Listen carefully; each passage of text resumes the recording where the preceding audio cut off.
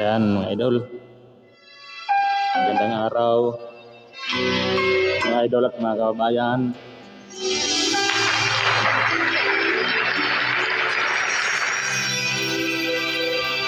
Salamat po sa Diyos sa isa na namang araw na pinagkakaloob sa atin at upang tayo ay makapagpasa at pagbagi sa ating mga kapwa-tao. Awesome! Ang babasahin ko po ngayon mga idol ay patungkol sa pagkain ng dugo. Yan. Wala po tayong inaatake dito na particular na tao o religion man. Kung meron po tayong nadudulutan ng sama ng loob sa ating ginagawang pagbabasa, ay pasensya na po kayo. Hindi po yun ang aking nais. Ang layunin po natin ay maibahagi sa ibang mga tao na hindi man lahat ang katwiran po na nakasulat sa Biblia. Hindi po upang mag-atake ng ibang pananampalataya, kaya pinagpapauna ko na po ang paghingi ng paumanhin sa inyo. Ngayon, basahin po natin ang nakasulat sa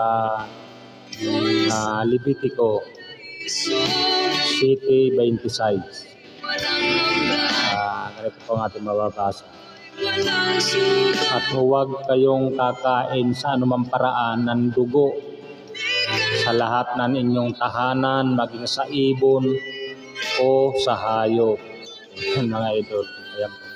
Bakit po kayo sinabi ng Diyos na huwag kakain ng dugo? Maging sa ibon o sa hayop. Punta natin yung 17:11 ng Levitico.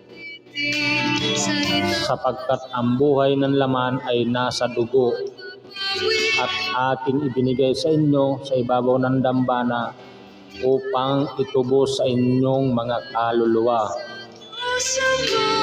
Sapagkat ang dugo'y siyang tumutubos dahil sa buhay. Ayan po mga idol, ang dugo pala ay pangtubos sa kasalanan. Hindi siya intended para gawing pagkain. Ang katunayan po ay doon sa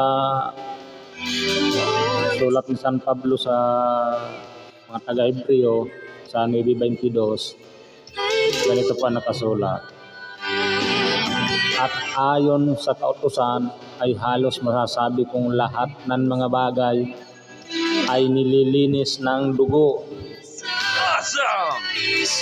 At maliban na sa pagkabuhos ng dugo ay walang kapatawaran.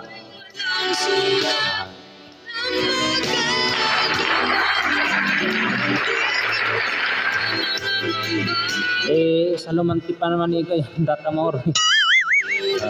Ayan, tingnan po natin mga idol kung hindi na ba utos sa panahon ni Kristo o sa bagong tipan ang utos na huwag nang kakain ng dugo. Basahin po natin sa Gawa ng mga Apostol 15 talata ay 20. Kundi sumulat tayo sa kanila na sila'y magsilayo sa mga ikahahawa sa Diyos-Diyosan at sa pakikiapid at sa binigti at sa dugo. At sa dugo. Yan po utos pa din sa bagong tipan mga idol. Gawa 15:29 na kayo'y magsiilag sa mga bagay na inihain sa mga Diyos-Diyosan at sa dugo at sa mga binigti at sa pakikiapid. Kung kayo'y mangilag sa mga bagay na ito, ay ikabubuti ninyo, paalam na sa inyo. Ayan po. Ayan po mga idol lang. Sabi, ikabubuti nyo ang sabi. Hindi naman po natin ikasasama siguro kung hindi tayo makakain ng pinuguan. Ito po para sa mga hintil daw. Tayo po yun kasi pagtagalabas ng Israel. Ang tawag po ay Hintil o Gentiles.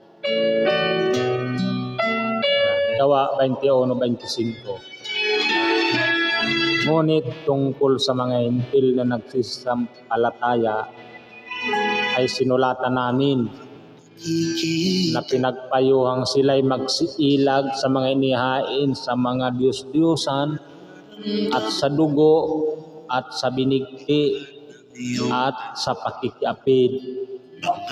Kaya para sa akin po, alang sa Panginoon ay bawal talaga maski wala na pa pong maiulam. Wag lang dugo. Mapa-Betamax man yan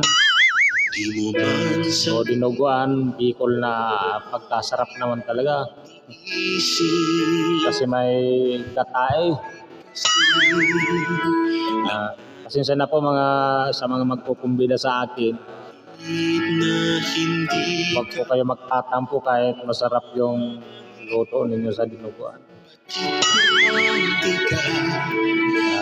Yan po sa kantin na kinakainan namin. Shout out po sa Solbit Canteen sa Yorate.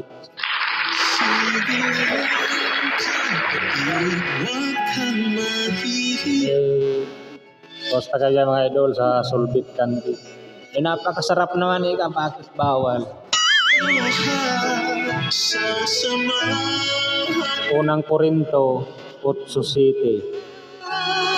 Gayon may wala sa lahat ng mga tao ang kaalamang iyan, kundi ang ilan na hanggang ngayon ay nangamimihasa sa Diyos-Diyosan ay kumakain na parang isang bagay na inihain sa Diyos-Diyosan.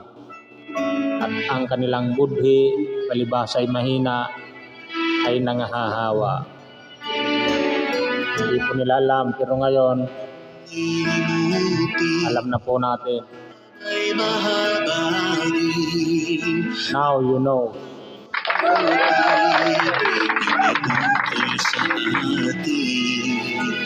At hanggang dito muna mga idol.